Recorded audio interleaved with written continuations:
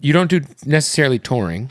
You do shows. Yeah, I do one-off shows. Sometimes you'll just pop up and be like, I have a show today at 2 p.m. So, man, that's what's special. That's what's special about this year coming up because I'm doing touring in a non-traditional way. I'm doing residencies in different cities. So during the, spring and winter, we're going to be in venues. And then when the summer come, I'm finding different backyards in each of these cities where we could do our thing still. Any LA? LA is on the list. LA's on the list. LA is on the list. So when you're going to do a residency in a city, how many shows in the year? How many shows per city? Let's say LA. What do we do? 4 or 5? 3? Yeah, like 6. 6? Okay. Yep. You just need to find a spot. Yep. I like that. This is the way people shout out to Man, promoters. But why would you pay a promoter if you could promote yourself? Just rent the venue. Because a lot of niggas can't promote themselves, and a lot of niggas don't even promote their own shows. This is true. They're really worried about social media aesthetic. Right. They don't want to look a certain way. Hey, bro. That is the biggest pet peeve I have with artists when they're so worried about the aesthetic of how their page looks that they won't even promote their own shit. Right. That happens. And it just kind of it's much. like, bro, you probably don't love what you made. Like if you don't want to tell people, hey, I made this shit, you probably don't really enjoy what you made. You have a great team. You guys have come up with a system in terms of the way you will repurpose content. Yeah. Like if you go do an interview, if you go, this will be repurposed at times. Right. Hey, you see your clips for the next 6-7 months. Whether it's a freestyle or, you guys will shoot a backyard performance that ends up, living on your IG, on YouTube Shorts, whatever. But you guys have a real on purpose method of how you schedule your post every day, what kind of post it is, what time of day you post.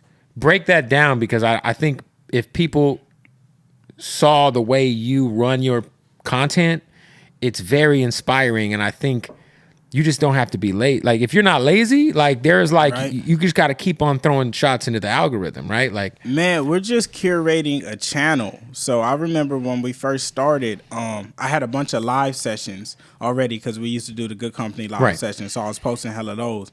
And then I started doing interviews. So I'm like, all right, now we need to integrate interviews, and then we started doing shows, and let's integrate show footage, and then like now we'll have like real life moments. Like I'm just hooping like the other day. I shot the ball from the roof, and it's like, okay, that's integrated. Those 4 different types of content, so you can see me 4 times a day in a different way. So you're able to become a fan in a different facet, and posting every few hours. It's just like if you have it, and we toned it back. Like we used to have so much, and me and Tieta sat, and I was like, all right, now.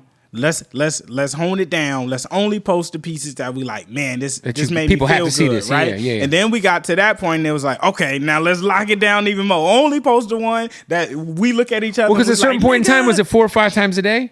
Yeah, like 6, 5 or 6. Because I do think like there's a couple of things like everyone will have an excuse why they don't have content to shoot.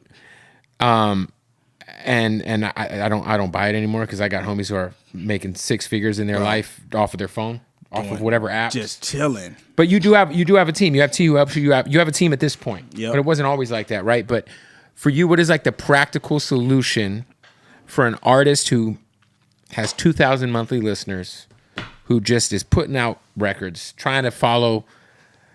I think a lot of artists will see the path you take, the path Russ takes, the path that a lot of artists take in terms of throwing up shots, and they kind of feel like it's just not working. At a certain point in time, the music has to be good. Right. People have to buy into you. At a certain point in time, and there has to be that be my thing with the industry when niggas be talking about the hit in the music, because I'm like, you think I got to 1 million followers organically if I don't have? You think these niggas come to my backyard sold out every single time and sing every lyric without the music? They don't know the lyrics to your artist song. Right. We don't know what the fuck he's saying. But I was going to say the practicality of like that struggling up and coming artist who, when they think of content, it breaks their brain. Right. And they think of like, because a lot of people, you have to be good at Instagram. You have to be good at like for whatever reason, like people can respect it or not respect it. It's a talent to like really understand how to cut up a piece of content.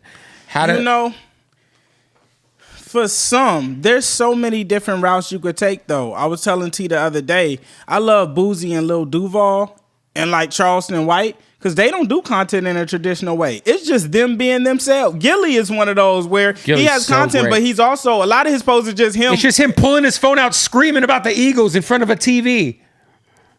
If you don't have the ethic to figure it out, it's just not for you. Just keep making excuses and complaining. It's just not for you.